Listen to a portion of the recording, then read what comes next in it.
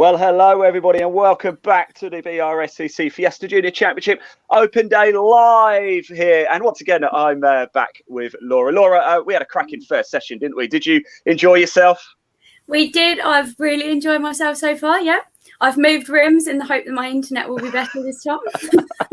Yeah, I'm still chucked away up in the attic up here, which is nice. But look, we've got so much coming up, haven't we? We've got another cracking session now. We're going to have a live Q&A very, very shortly. So do get your questions in below. If you have a question, now is the time to comment. Do get the questions in. Best places.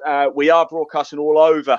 A number of places on Facebook, YouTube, Twitch, Twitter, etc. Best places, BRSCC on YouTube and my supercar on YouTube. Comment there. We'll pick them up there. The BRSCC Facebook page and the Fiesta Junior Facebook page and my supercar. They're the best places to get to guarantee that your comments will be seen as well. We'll keep checking the other pages wherever you're watching from as well. They are the main places to comment. Get your questions in because we've got some fantastic guests coming up. Before we get to that, though, Laura, we did catch up, didn't we, with another driver. Actually, we did speak to Dylan Hodgkin a little bit earlier. And here's what he had to say. We've got a little video to play you now. And I'll intro it and lead you in, Laura. No. Right, hello, everybody. Welcome back and welcome to another Fiesta family feature here for the BRSCC Fiesta Junior Championship Live Open Day. I'm delighted to say we're joined by another very special guest. It is Dylan's with us, Dylan Hodgkin. Dylan, how you doing, my friend? Are you well? Yeah, I'm all right. Are you? Not too shabby, I have to say. Laura, would you like to take it away with Dylan? Ask away. No. Dylan, do you want to tell us how you got started into racing? Where did you come from before you joined juniors? Well, I used to be, I did like karting before. I used to race in X30 Junior, and then I got an opportunity to do the Rock Challenge. And wow. I went and did the Rock Challenge for a year with Super One. And we made it to the finals in Italy, and yeah, so it all started. And then after that, we got an opportunity to go into cars, and we took it, and we went the BRSCC route. Very sensible choice indeed, Dylan. So you come with quite some pedigree then. It seems you certainly know what you're doing behind the wheel, right? Yeah. Excellent. So you say you got the opportunity to move into obviously cars with the Fiesta Juniors. Why the Fiesta Juniors though? How did that opportunity come about? We got like spoken to by Jam Sport when we went to like their finals, and they encouraged us. They said it was the best route, and we think it's the best route. It's the best route we've taken. Oh, great. And yeah. Good man.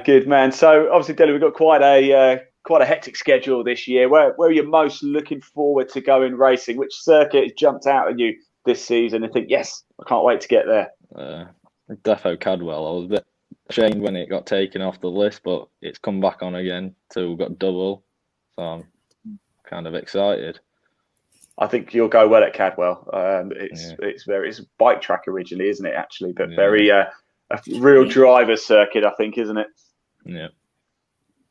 Good, man. What's the expectation for you this season, Dylan? Obviously, like I said, you come in probably with, you have your own probably high expectations, and rightly so. But what are you looking to achieve this year?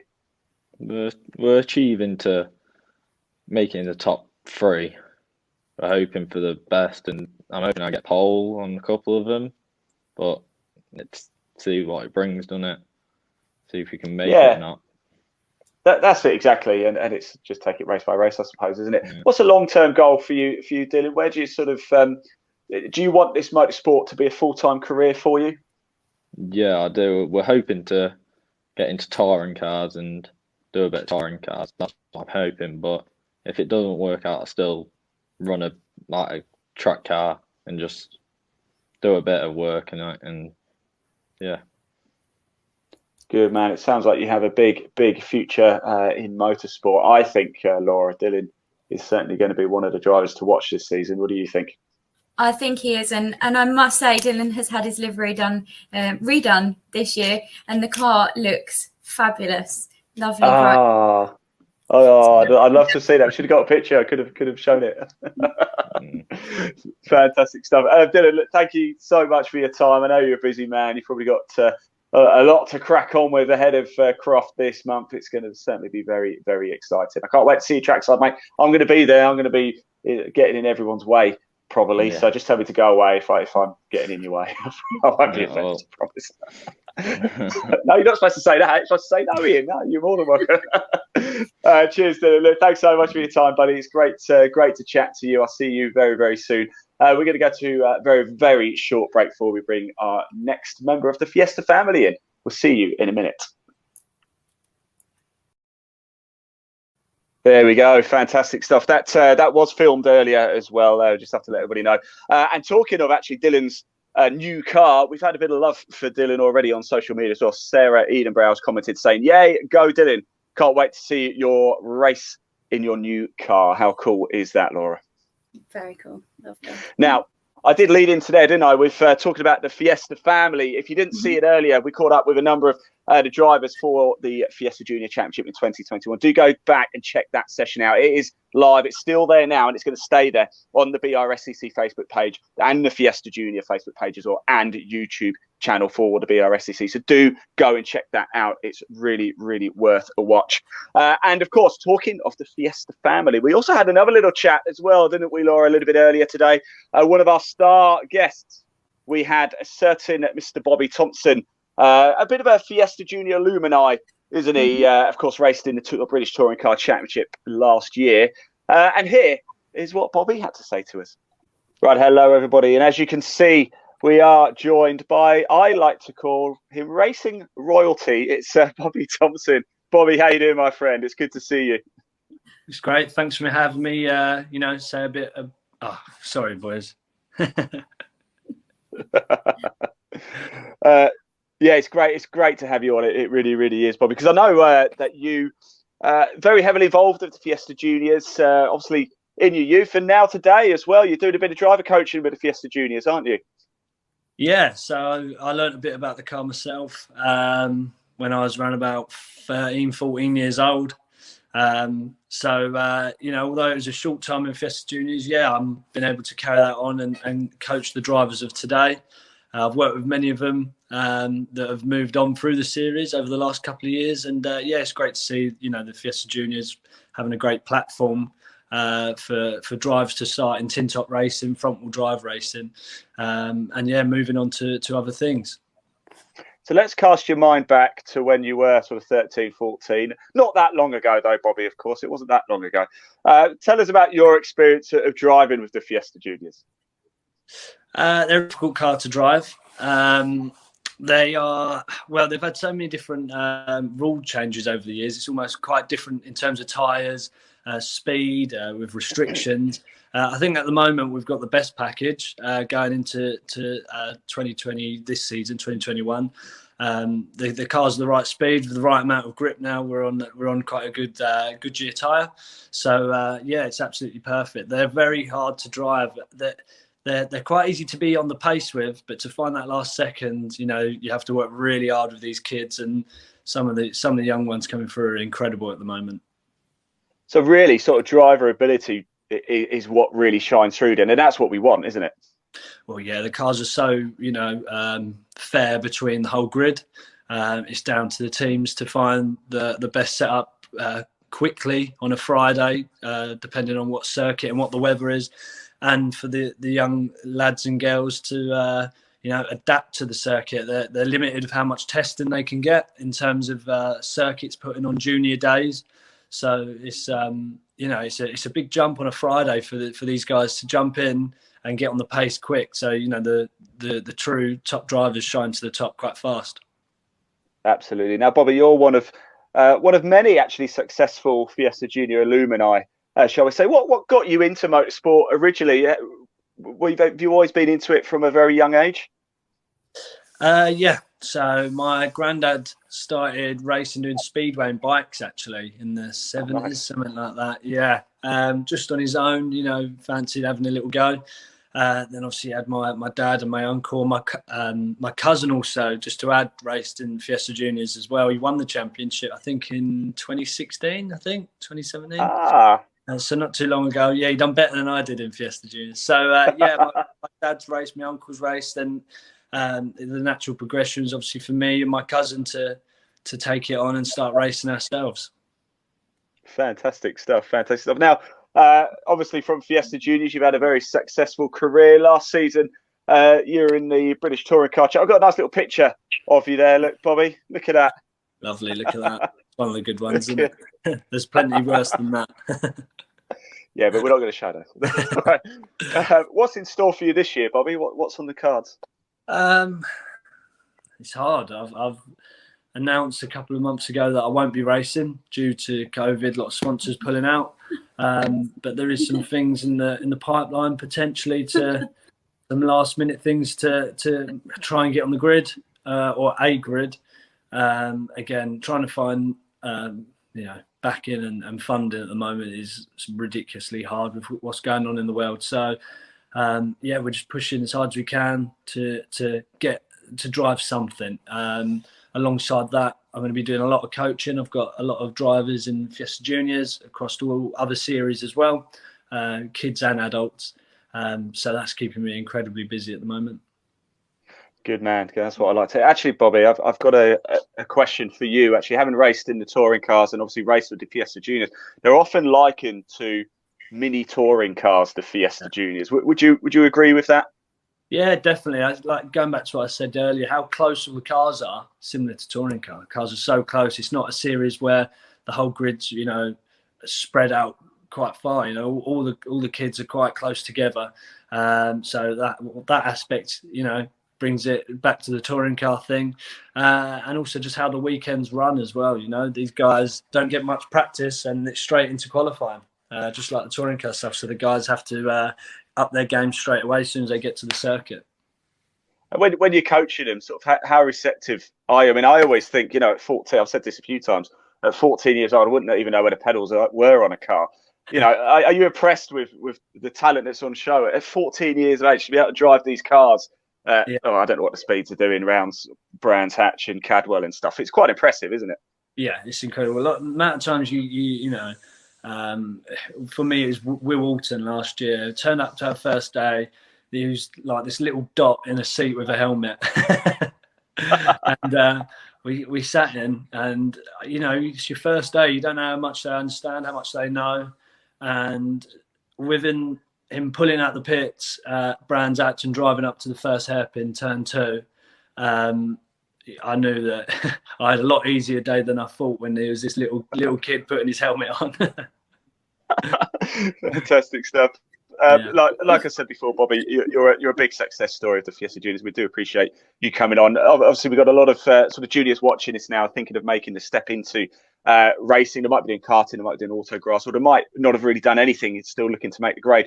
What advice would you give to, say, a 13, 14-year-old looking to step into the Fiesta Juniors?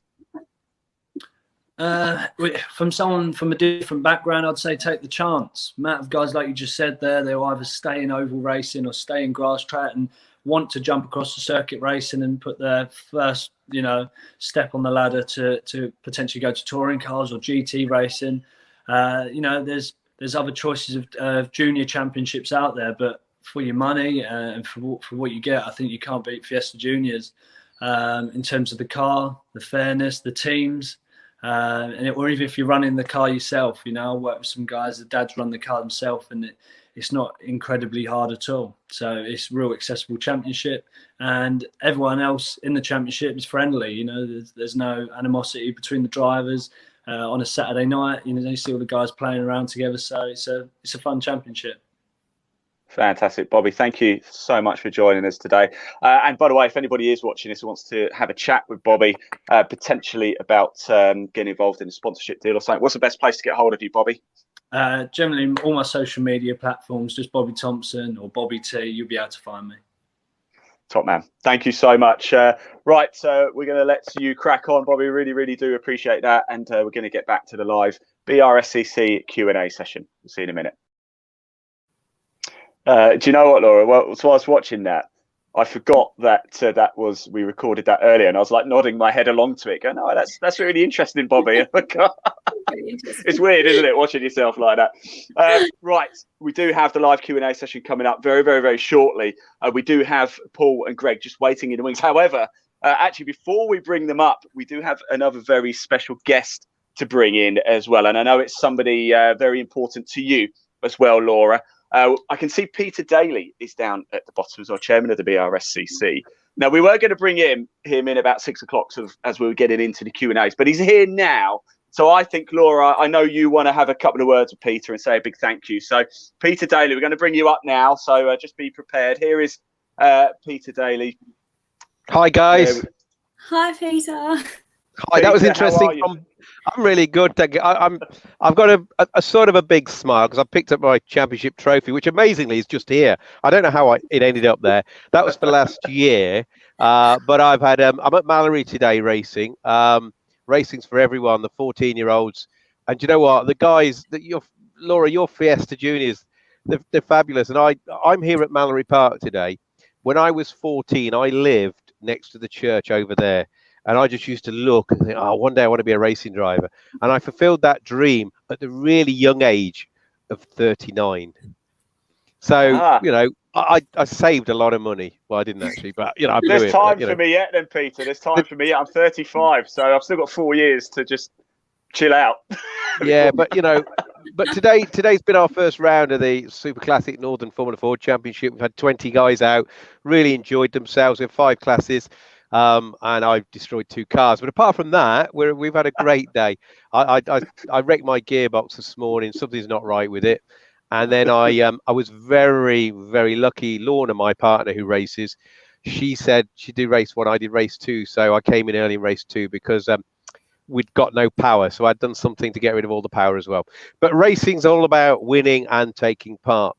But anyway, no, great. Thanks for putting me on early because they're all packing up at the moment, and. Yeah. Laura, how are you? Oh, Laura Payne, racing driver. Yeah, soon to be. Well, no, you've got the license, and I think I sent you a text when you said something about how nervous you were, and I said it'll be a piece of cake because if you're doing something you really enjoy, you will be very nervous, but don't worry about the nerves because it's what you got out of bed to do. Yeah, true. Yeah. Thank you. No, actually, I know, Laura, you wanted to thank Peter, didn't you, for getting him on? Because, Peter, you've played a big role in the juniors over the last couple of years, haven't you? Yeah, my role as chairman of the BRSCC, I'm there just to offer support for various places and some, I don't want to say leadership because it's being led brilliantly from within now with the guys we've got, you know, with Mandy, Greg, Graham and Paul McCurley and the team at HQ plus all the coordinators. But I help I'd like to think I help perhaps gel or I'm a sounding board. But I also sit on some committees at Motorsport UK, and one of them was the championships committee, and they issue yellow cards and, you know, the championship's not doing well enough. We've got to move on and whatever. And I was faced with a challenge there of convincing people that it's ever so easy to bin off something that's not doing very well. But my strong belief is you should only bin something off if you've given it everything, and it doesn't work. And you know what? It's a bit like home shopping. It's taken off, hasn't it? So we're seeing shops closed because I'm not saying race your Fiestas at home. Please don't. Only do it on a racetrack. But and so we sat down and Laura and the guys around Laura said, you know, what can we do? And they were throwing things saying, what about this? What about that? And the answer's give it a go. So we put some taster days together over at Brands, wasn't it? In 2019, was it? Yeah, 2019. Yeah. Before you were a racing driver, it was before. Yeah.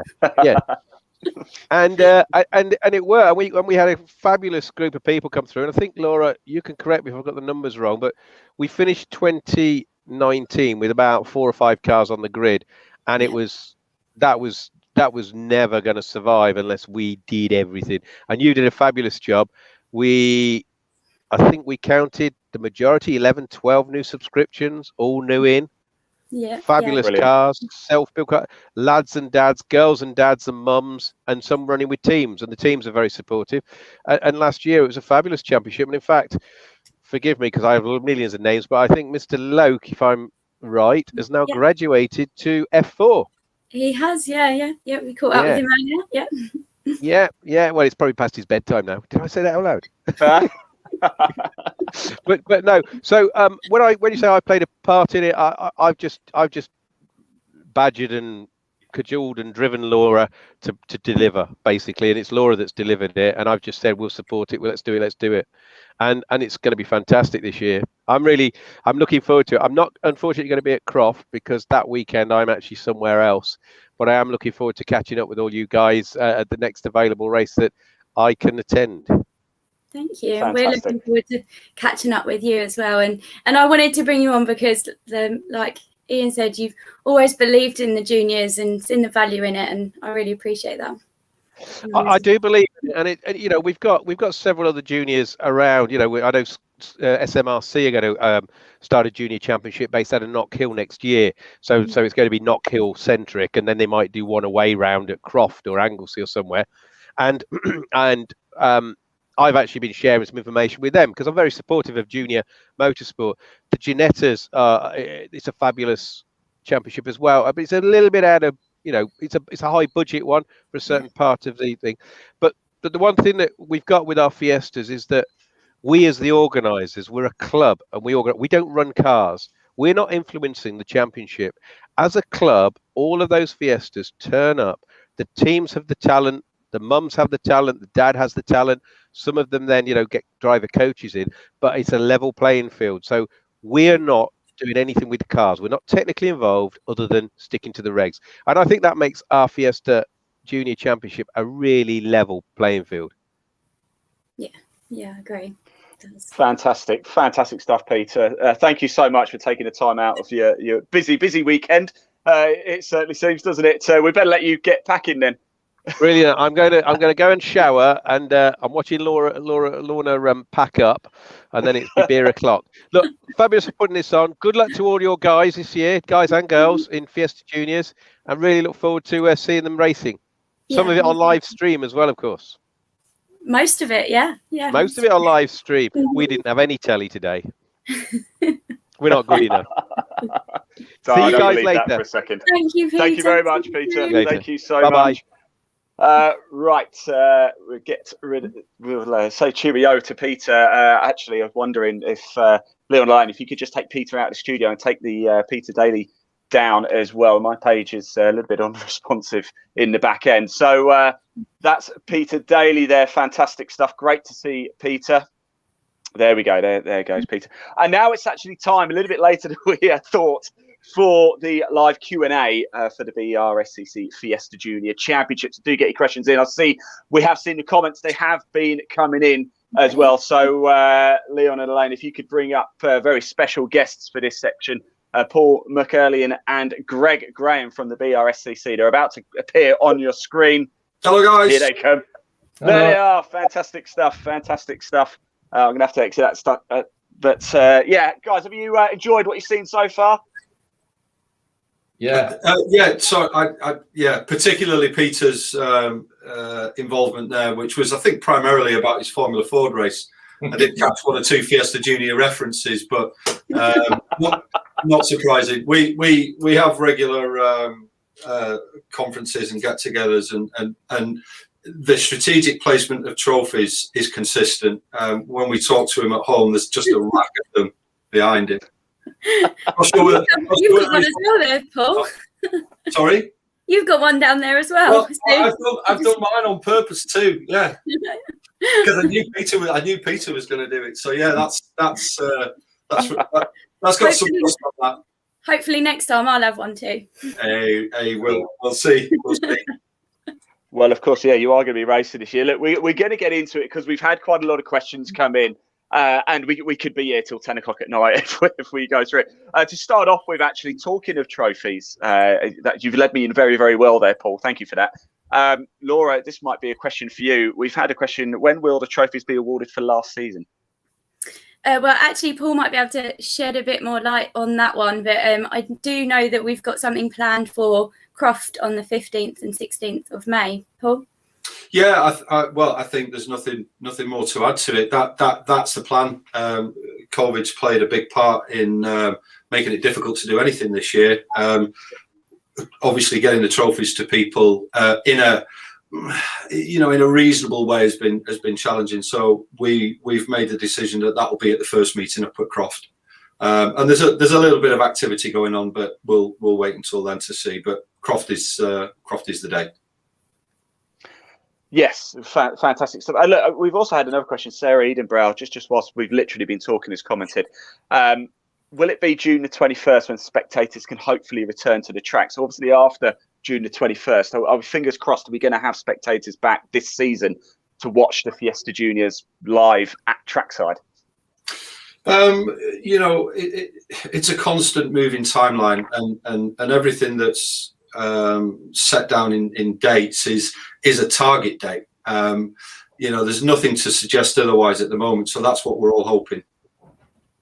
I guess a lot of it actually comes down to the circuits, doesn't it? It's probably more of a question. I know certainly with Brands Hatch and Snetterton, etc. It's a decision that the circuits kind of have to make. If they're happy to open to spectators when it's legally able to do, it might be. That might be a better question actually for the circuits.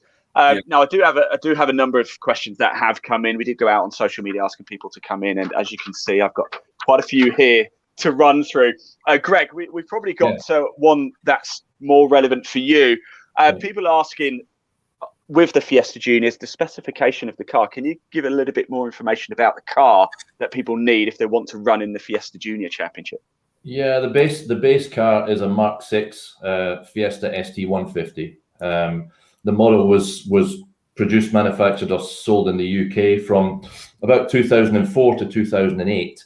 Now that might seem like quite an old car, but the mechanics of that car are still fairly current. So the 2004 to 2008 model, the underpinnings of that car are still very similar to the Fiestas that you see on the road today. They're durable, they're strong, they last forever. And they're cheap to fix when they do go wrong, or if you break one or bend one. Buying a donor car from the open market, you might find a donor car now for £1,500, to £2,000, a good one. Alternatively, there are pre-built race cars, a number of pre-built race cars out there available. Should anybody be looking to get involved, just harking back to, or referring back to what Peter said a little while ago. The club, we don't build cars, we don't sell cars, we don't. We specify them and we make sure that they're technically regulated. And as Peter said, one of the key factors of Fiesta racing is that we manage the technical regulations to make sure that all of the cars are equal, and it's the driving skill of the driver that takes the car to the front, not the fact it's got more performance. A ready-built race car is available at the moment on the market for maybe £7,000, £8,000. So it's it's couldn't be classed as cheap, I don't suppose, but within junior racing and within saloon car racing, it's one of the cheapest entry points that you're going to get with that type of performance. I think what I've been finding, Graham, is chatting to all the drivers that we did in session one. A lot of them are saying it's not actually much more expensive to step up to the Fiesta Juniors and go karting and just follow that route. So I think that's why perhaps it's proving very popular. Well, when you look at the cost, the true cost of karting, it's far more expensive. If you want to be competitive at the front end of a karting meeting, it's way more expensive than being at the front end of a Fiesta championship race. And I've been involved in karting, junior karting as well, many years ago, and the costs can run away with that because there's a lot of differences in the levels of karts. There's a lot of differences in performance. The more money you spend, the quicker you'll go. We make a big point of technically regulating the cars, so they're quick, they're durable, they handle really well. But you stick a quick driver in the car that's running at the back of the grid, and he'll still be a quick driver. So the key for us is to manage the costs, keep the costs as realistic as possible, but to make sure that the cars are even throughout the grid. So I suppose talking about that, because obviously cost is something that a lot of people have been asking us about in the lead up to this. We've mentioned how much it costs to get sort of a race ready car to go, etc. Can you find, if you wanted to do it yourself and you just wanted to say buy one off Auto Trader, and of course other places are available, what sort of cost, and are they easy to find? Can you pick up one of these cars quite easily these days? The cars are out there. You know, if you go into Auto Trader, you'll find a 3-door Fiesta ST 150 of that age. You know, I'm not going to say how many there are out there, but they're definitely out there. They're not scarce. So yeah, the cars are out there, and it is absolutely possible with, I'm not going to say basic mechanical knowledge, but with a level of mechanical knowledge, you can build one of these cars yourself in your garage with your dad, with your parents. You know, if somebody that you know has got access to a workshop or mechanical facilities, then you can absolutely build the cars yourself. A lot of the parts to go racing on the cars are bolt on. So it's a case of taking the standard kit off, bolting on the new kit. The roll cage, the safety cage has to be welded.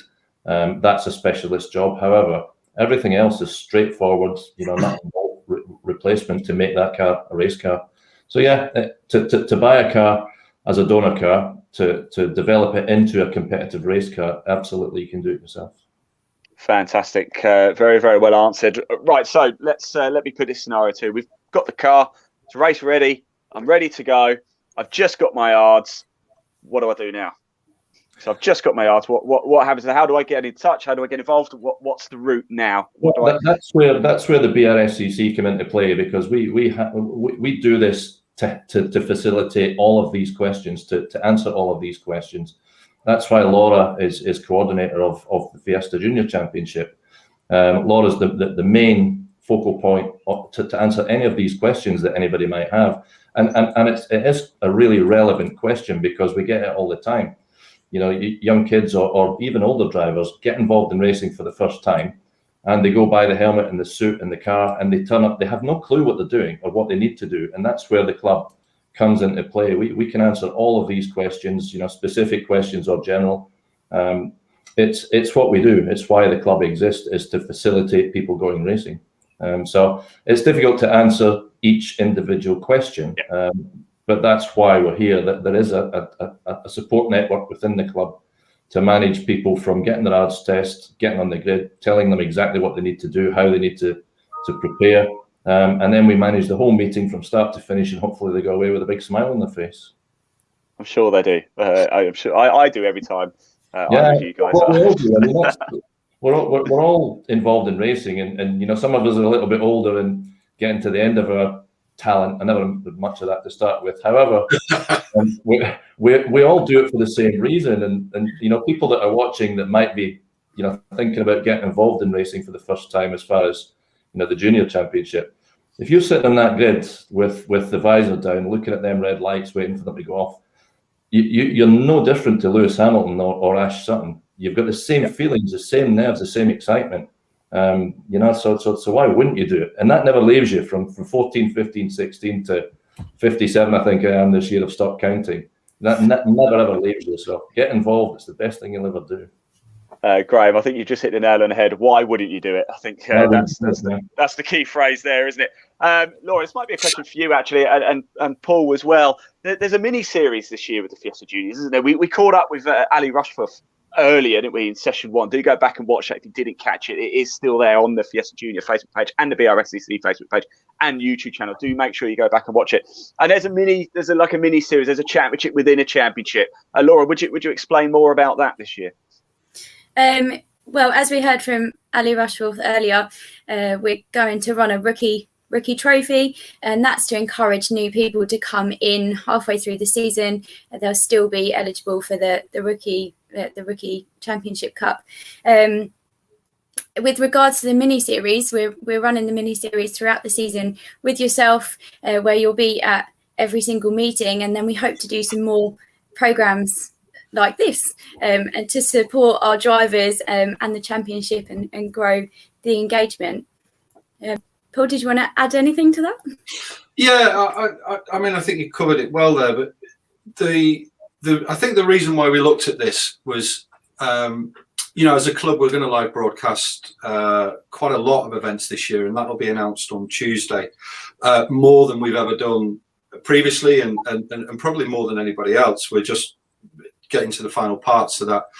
But what we wanted to show for the juniors in particular was, well, let me give you a number so this makes sense. When a competitor goes to a circuit, they're with us for the weekend, and if you break down the actual amount of time on track, which is everything that they're working towards, probably about 5% of their time with us, time at that circuit, and all those different processes, it's actually short of 5% is on track. So there's another 95% of things that go on that I think we looked at, and we wanted to share that. So I'm quite excited by the fact.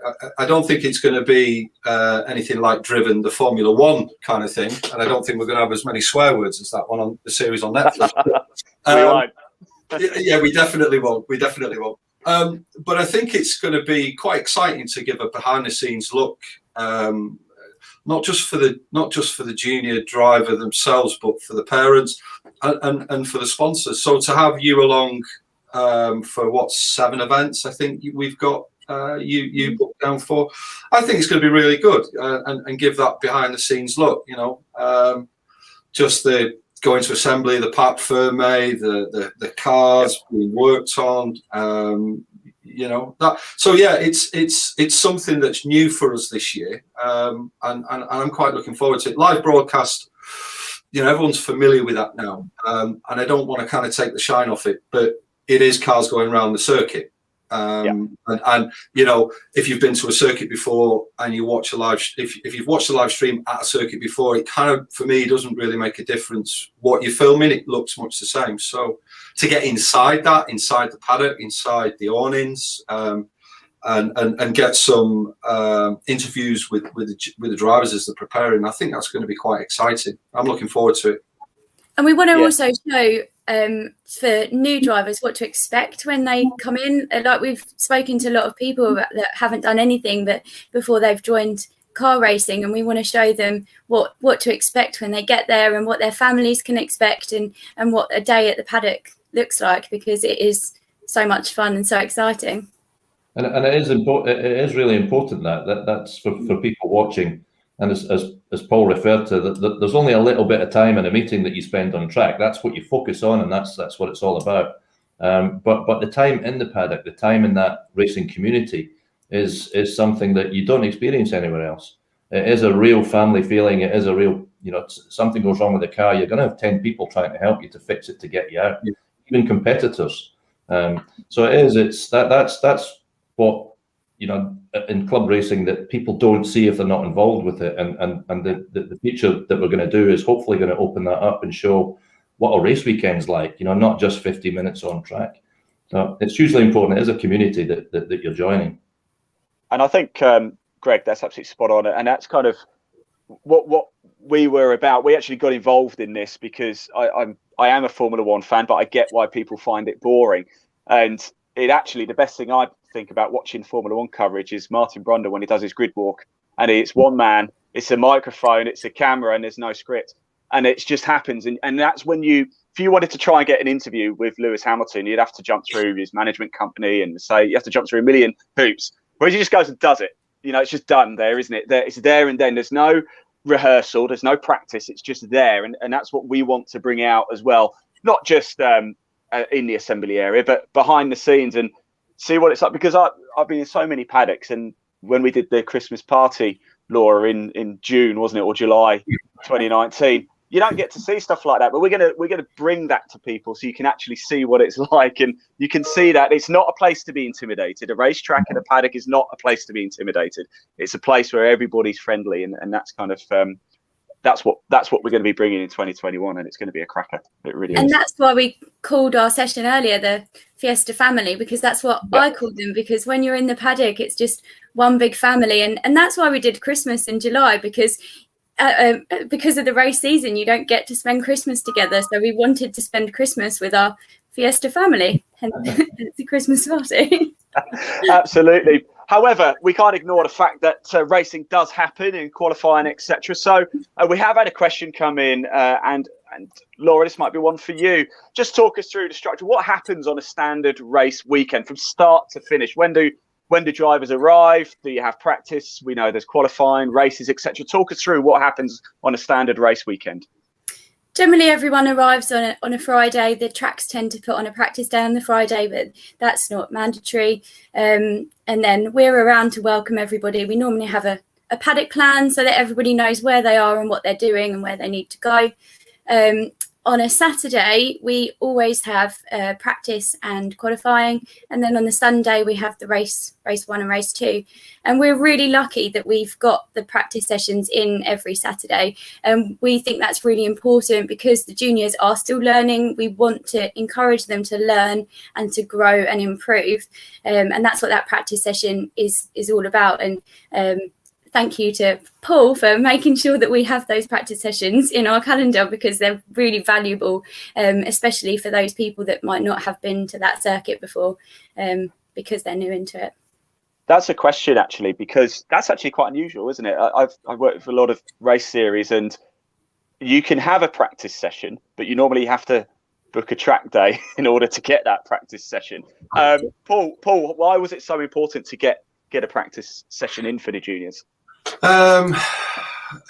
There's a couple of things that obviously the main one is familiarity. For the main part, we talk about the relative cost, expensive, inexpensive, but it's often difficult to get junior test sessions on the run up to a race meeting, and that's mainly driven by the circuits and the realization that they have an opportunity to sell more grid slots to let's say non-junior racers than they do juniors. So that can put quite a lot of stress financially on the competitor, the family, the sponsors to be, if you like, keep up. So we make sure that in the program that we put out there for the juniors is that every race circuit that we take them to, before we put them into a qualifying session, we give them a free practice session on that day as well. And we, the key to making sure that that's on that day as well is just in case there's any changeable weather conditions overnight, because we could give them, a test session sometime before that, which is a dry session, and then if overnight the next session is if you like, if it's the following day, we can have changeable weather conditions. So we always give them a practice session before their qualifying session, at least 2 sessions on one day and 2 on the other. Yes, absolutely. And actually, sort of talking of that a little bit, am I right in thinking there are 2 race meetings over one weekend? Is that right, Laura? Mm-hmm. Why is that? Do you want me to answer that one, Laura? Go for it. Okay, so I think overall COVID has changed quite a lot in club motorsport. The way we do things, the way we sign on, the way we're processed. But it made us look really hard at the race program this year because we knew, whilst we planned the calendar early on, we knew there was going to be some impact to it early on, and we kind of had a few options in our head. So when the first few months dropped off the calendar, we go back to this cost thing. We wanted to try and make sure that there was a sensible affordability model in it. So we look at a club racer as someone that can finance themselves to have a race, and then they need another payday, and then they can go and race again.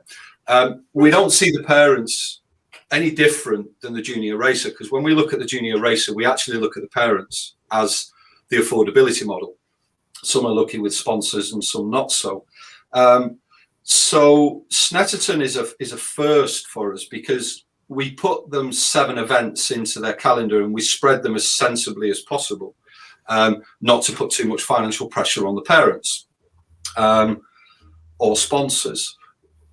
But Laura was quite keen to see an 8th meeting in terms or an 8th set of events in their calendar. So we thought we would try something quite different. I think that the parents will be quite grateful because what we did, we designed the program so when they go to Snetterton, they're going to run their standard sessions through the course of a single day. They're still going to get their free practice. They're still going to qualify, and they're still going to have their 2 championship races. However, they're then going to overnight sleep on that, up in the next morning, and then we're going to repeat that qualifying and 2 race process. What that's done is, of course, there's a cost attached to that on our part, but instead of the parents or whoever trying to finance those 2 different meetings, 2 different weekends, and everything that comes with it, it's all bundled into one. And I think the second championship meeting is about 25% of the cost of what it would if they did it again.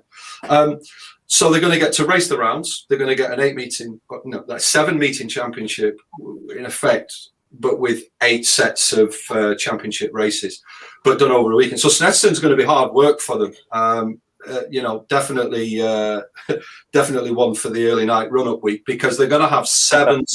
They're going to have 7 sessions in one weekend at what is a very fast circuit.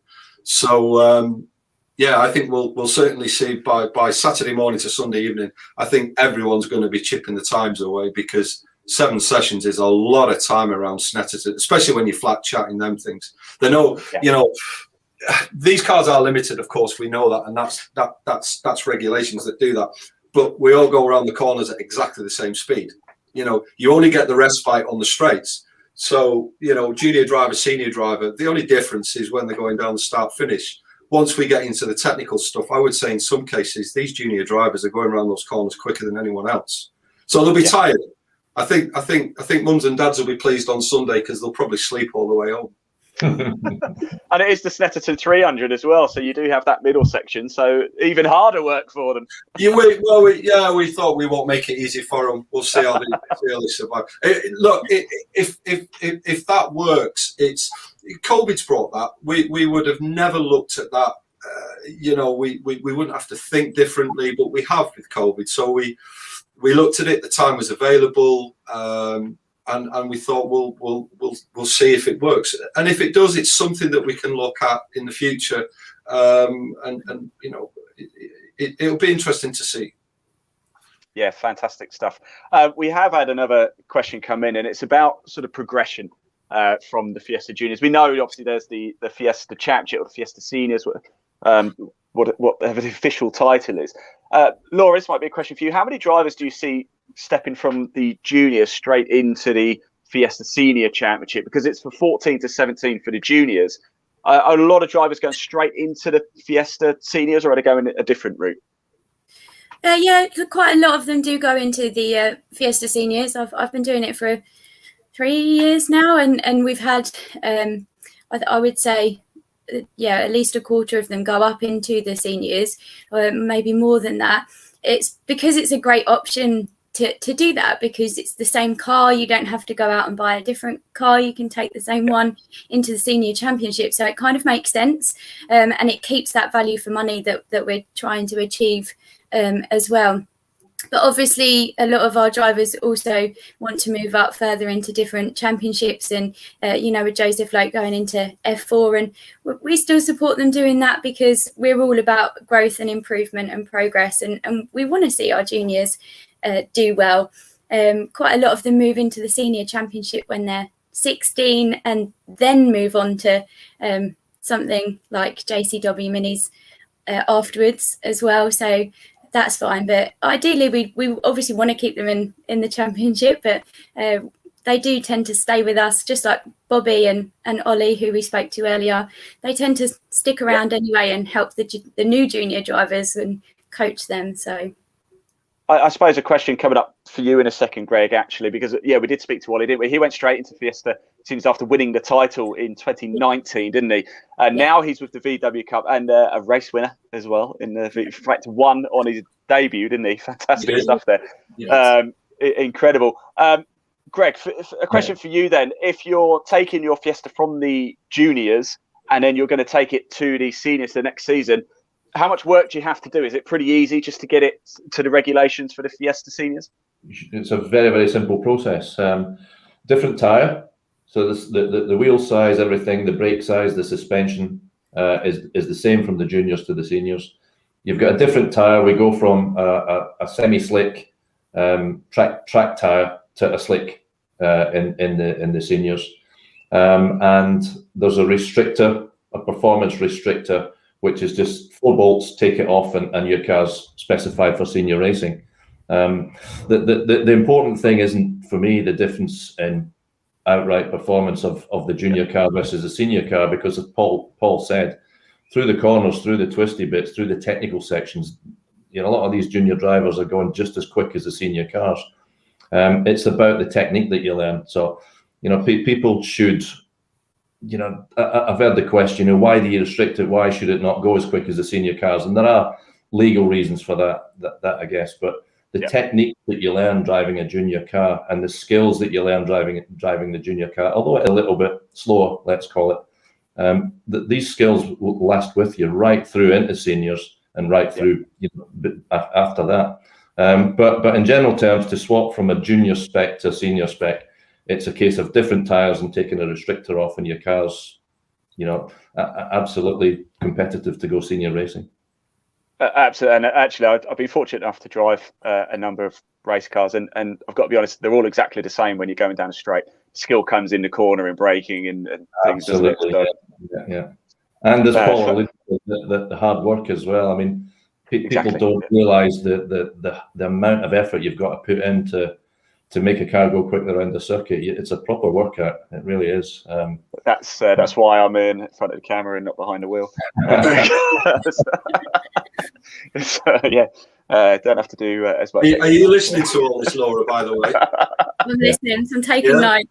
The ink's dry on the racing licence now, so you're going straight into it. When's the debut, Laura? When's the debut?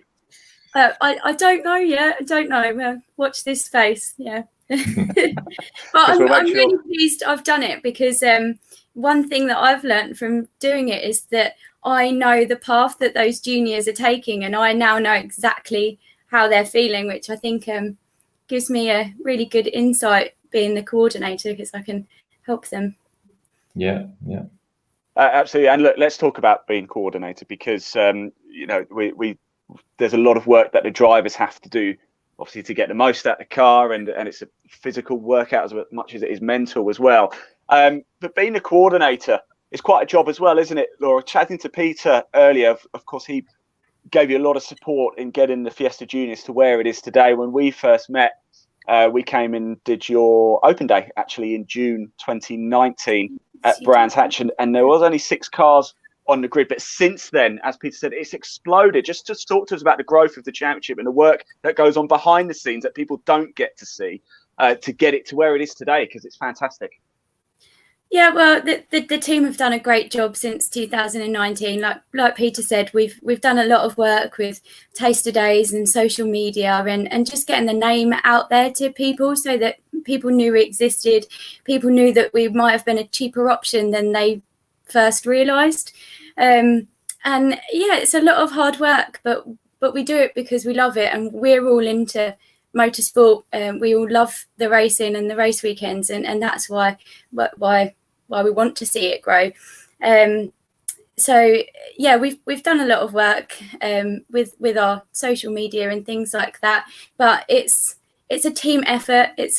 I may have my name down as coordinator, but the day that Greg and Paul and Mandy came in as the new team, it was fantastic, because we all work together and pull together, and we're in contact quite a lot. So yeah, thank you to them as well. So for helping us out. Speaking of Mandy, where is she? Why is she not in? She hates. I think she's got a date. She's got a date with a bottle of gin, probably. I know I'm going to regret saying that on Tuesday morning. Yeah. 7:30. Do you know what, Paul? I was just about to say you said that. Nobody else said that. I'm probably the only one brave enough, stupid enough. I'm not sure. I think so. So. Absolutely. There is just something. It's not answering a question that's been asked, but it's answering a question that I've been asked a load of times through whether Fiesta Junior or other championships. What level of expertise does it take for a lad and dad, lass and mum, whoever, the family, to support a race car over the weekend, over the race weekend? Because a lot of people are kind of scared of that bit, thinking that they need to sign up with one of the the teams, and they need to have 3 mechanics, all of that stuff, where you don't. There is, if you've got a basic level of expertise that you know how to jack a car up and change wheels, then don't fear going racing. If something happens to the car and it breaks, that happens to every racer, and sometimes your weekend's ruined, other times you can fix it. But you don't need a huge level of expertise to run a car over a race weekend. It's a case of checking tire pressures, making sure there's fuel in it, making sure the belts are tight on the driver, all of the basic checks. You don't need to know how to change a cylinder head or how to change, a brake disc. You can manage a lot of that stuff, and if you don't have that huge level, or if you don't have a huge level of expertise, there is always that in the paddock. Yeah. So yeah, don't think that you have to have a huge team of people around you. You absolutely don't. Yeah, if I can add to that as well, there's a number of ways that you can do it. I think that there may be a perception, just following on from your point, Greg, that you either do it yourself or you do it with a team, and those are the only options. But there isn't. There's a kind of hybrid. So if you want to run your own car, but you're not comfortable if you like at the meeting on your own, there are teams that will just take you in for the weekend and let you put the car under the awning, whether that's with some of their support or actually just renting the space in the awning. So there's a number of ways. The key thing is if you're interested and you're thinking of what kind of options are available, it's ring Laura, and there'll be a solution to each scenario. It's not you either have to do this or this. Mm-hmm. If you're confident that you can get the budget together to get the car, and you've got a motivated driver, we'll get you out, we'll get you supported. Mm-hmm. And the point I was making there, or trying to make, and I didn't want to diss the fact that people are running with teams with expertise, because that, as Paul said, that option is absolutely available to you. Almost like you turn up at the circuit, go racing, and everything's been done. And some people are fortunate enough to be able to work within that system, but others are fearful of racing because they think they need that as a prerequisite, and you don't. It can be managed on a much simpler basis if you choose to do that. Absolutely.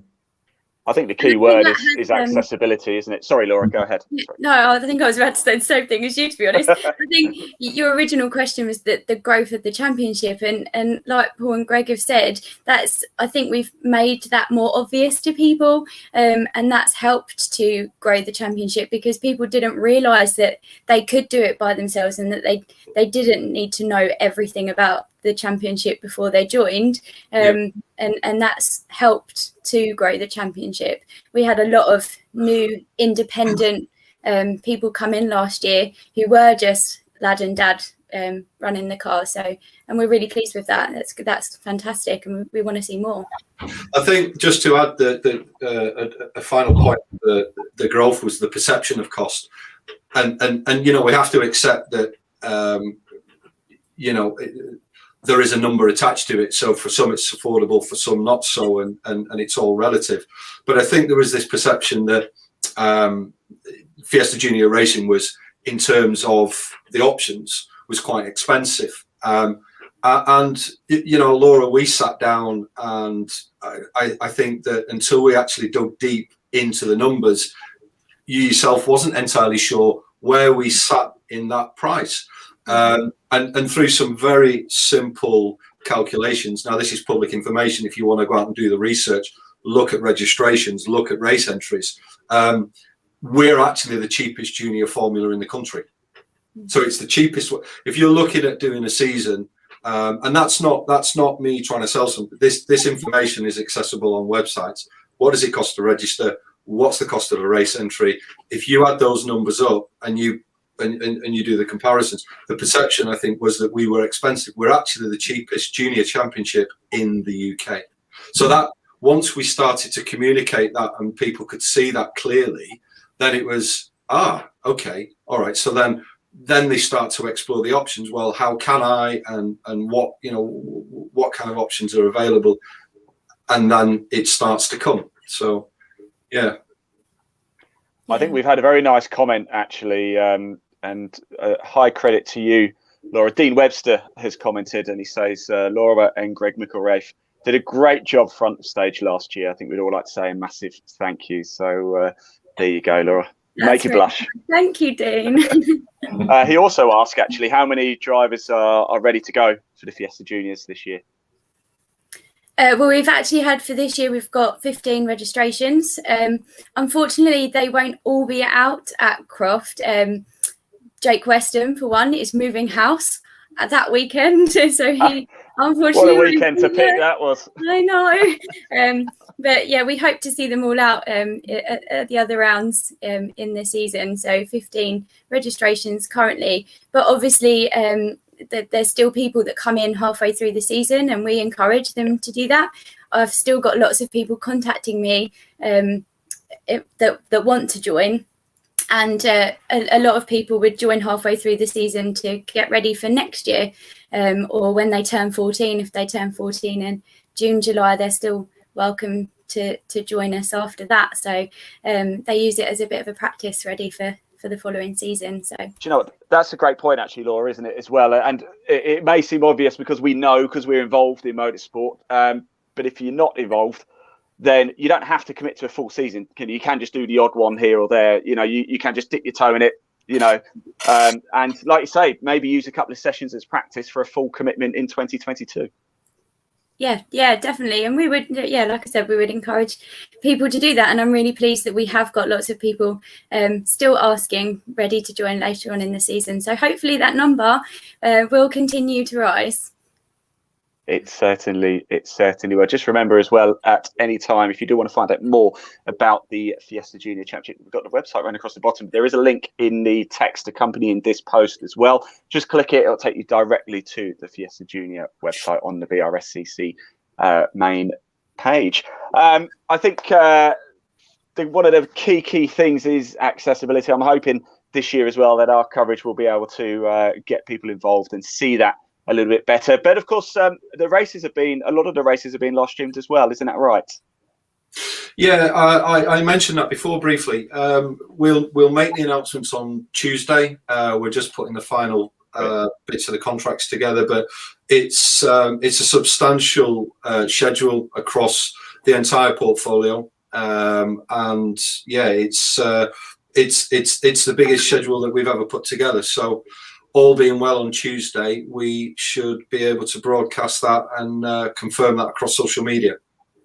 Fantastic stuff. We'll certainly keep an eye out for that. Right, I think Neil Ferrier says it the best. Actually, he's commented in and saying, no better way to spend weekends away racing, and everyone at the BRSCC run a mega show. So high praise indeed. Greg, Paul, Laura, you must be very proud indeed. Yeah, well, that's a comment from Neil, and I know Neil well because Neil's involved with one of the other championships that BRSCC run. He's a young lad that's raced a little bit himself. He's into motorsport heavily and highly, and there's 1,000 guys like him in the paddock that just live their life on the back of motorsport. It's what they enjoy, and they've all got the same motivation. We all want to see people getting involved and moving through it. And thanks, Neil. Fantastic stuff. And of course, the first race weekend for the Fiesta Juniors is coming up, isn't it, Laura? Head to Croft, don't we? Where else are we going this year? So Croft, 15th and 16th of May. We've got Cadwell twice, Snetterton. Oh gosh. I'll tell you actually, 15th, 16th of May we're at Croft. 19th of June we head to Alton Park. Then we've got that double header at Snetterton, haven't we? 24th, 25th of July. Then Cadwell Park, the 28th and 29th of August. And then it's on to Donington, the 25th and 26th September. We round out the season at Cadwell Park, the 23rd and 24th of October. It's going to be an absolute cracker. It really is. Laura, thanks so much for all of your help today. I think you can go and relax now and have a nice cup of tea, because I know you love tea. Well, you might not even like tea. I just keep telling everybody you like tea. I do love tea. G&T. I think we're all going to go have one now, aren't we? Greg Graham as well. Thank you so Thank much. you. Paul McCurley as well. Paul, thanks so much for your time. And yes, make sure you do keep up to date with all of the action that's happening on the BRSCC Fiesta Junior Championship. Just remember, the link to the website is in the body of this text. Do click it. Do go check it out. And if you have any questions at any time, do get in contact with us. You can contact us on Facebook. Laura's email address is actually on the website as well, isn't it, Laura? So they can contact you directly there as well. And we're going to round out just for one last time so you can have a little look at the action of what 2021 is going to look like on the Fiesta Junior Championship. Thank you and goodbye. Thank you. Thank you.